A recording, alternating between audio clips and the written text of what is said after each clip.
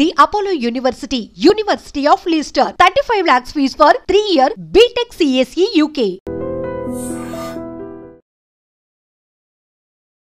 నమస్తే, నా పేరు doctor N Subrahmanyam, Ayurvedic specialist.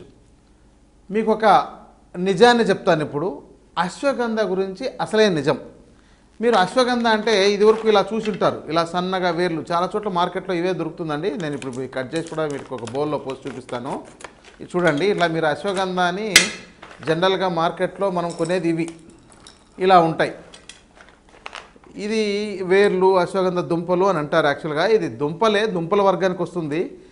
ఇది అసలు దీని పోషకాలు చెప్పాల్సిన పని లేదు. అసలు ఇంకా అశ్వగంధ గురించి మీరు కొడితే ఇంకా చాలా ఇన్ఫర్మేషన్ వస్తుంది. కానీ అసలైన అశ్వగంధ ఏంటి అని తెలుసుకోవడం. ఇది ఇలా విరగొడితే కూడా ఇలా విరిగిపోతుంటుంది, మంచి న్యూట్రిషన్ ఉంటుందని చెప్పడం. ఇవి చూడండి, ఇది బాగా లేకపోతే ఇవి తొందరగా విరగవు. ఇంకా చెప్పాలంటే ఇట్లా సింపుల్గా ఇలా చూడండి, ఇలా విరిగిపోతుండాలి. ఇది పండించే అశ్వగంధ అండి.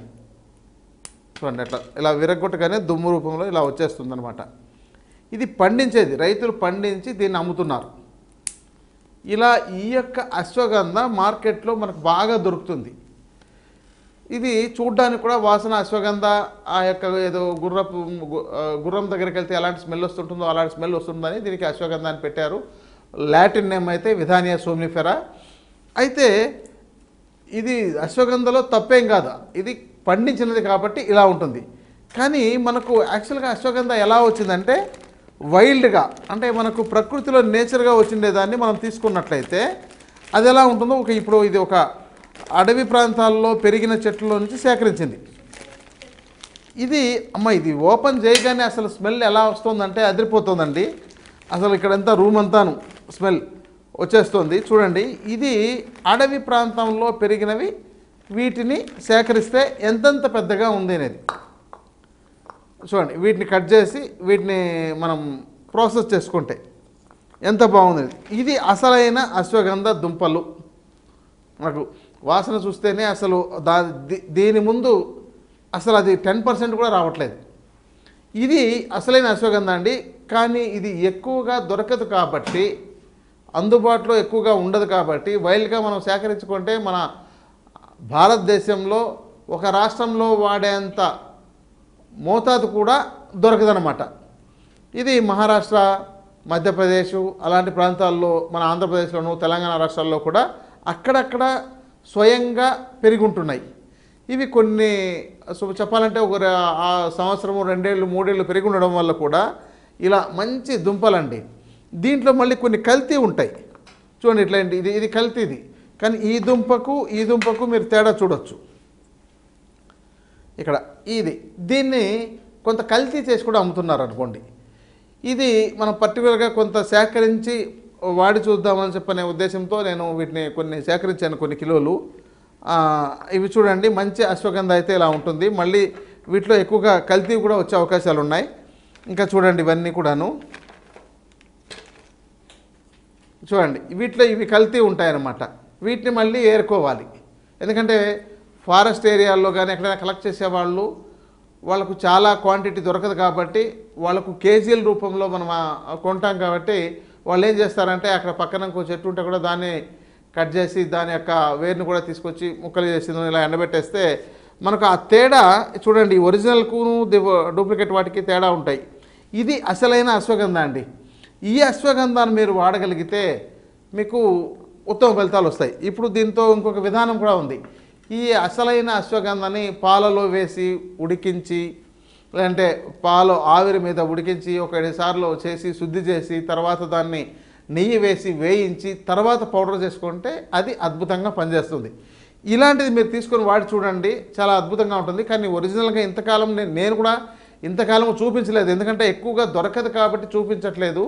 ఇది అగ్రికల్చర్ చేసేవాళ్ళు ఎక్కువగాను మనకు పంట పొలాల్లో పండించిందని అమ్ముతున్నారు. దీన్ని వాడడం వల్ల రైతులు కూడా వాళ్ళకు పండించిన వాళ్ళకు ప్రయోజనం జరుగుతుంది. ఈ వైల్డ్గా మనకు భవిష్యత్తులో ఇవన్నీ మొత్తం సేకరించేసిన తర్వాత అన్ని చోట్ల తవ్వేసిన తర్వాత ఇవి కూడా దొరికే అవకాశాలు లేకుండా పోతాయి. కాబట్టి అలాంటి పరిస్థితుల్లో మనకు అశ్వగంధ అనేది ఇంకా అంతరించిపోయే అవకాశాలు ఉంటాయి. ఇప్పుడు చూడండి, ఇది హైబ్రిడ్ దానికిను ఒక ఒరిజినల్గా మనకు వచ్చిన దానికి ఎంత తేడా ఉందో చూడండి. ఇదండి మనకు అశ్వగంధ యొక్క ఒక చిన్నపాటి రహస్యం. ఈ విషయం ఇది అసలైనది, నిజమైనది, దేశీవాళి, వైల్డ్గా మనకు పెరిగేది, దీనికి ఎలాంటి ఎరువులు వేయకుండా చేసినవి.